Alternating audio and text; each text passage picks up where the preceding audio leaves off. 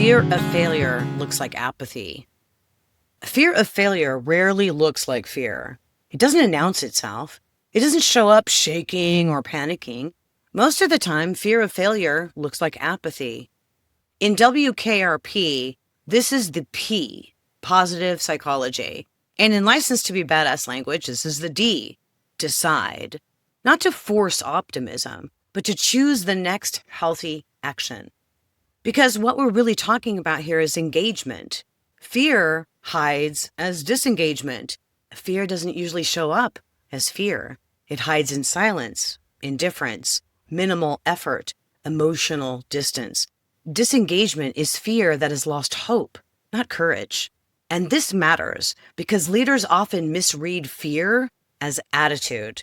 They see someone pulling back and assume they don't care, when in reality, caring has become too costly.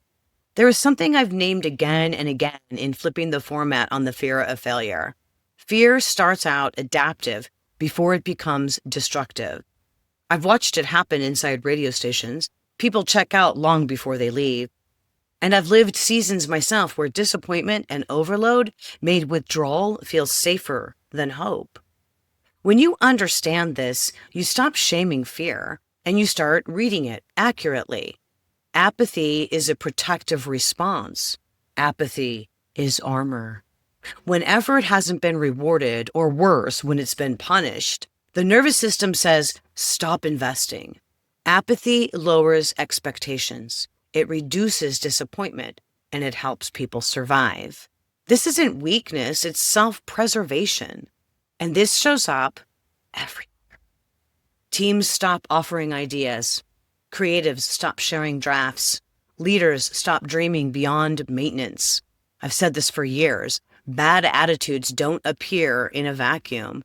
They're grown. Why do people stop caring before quitting? Disengagement is a warning phase. Most people don't quit suddenly. They emotionally withdraw. They reduce risk. They stop hoping. They detach from outcomes. By the time someone quits, they've left emotionally a long time ago.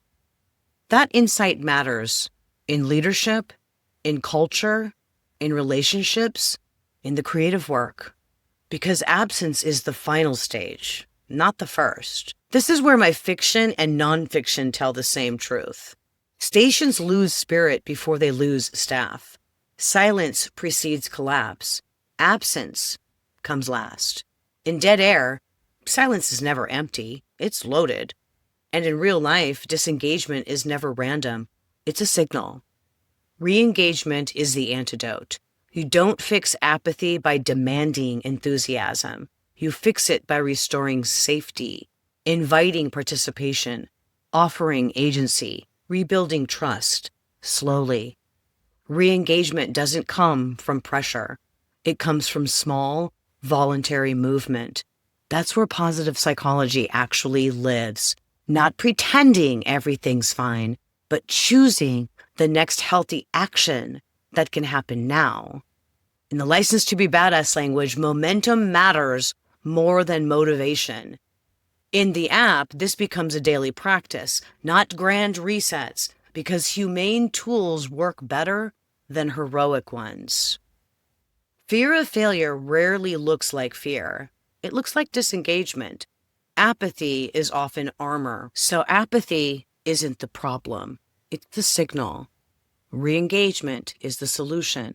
And the opposite of fear isn't confidence, it's engagement. If you want to stay in this conversation, subscribing is the easiest way. Pull up a chair. We're not done yet.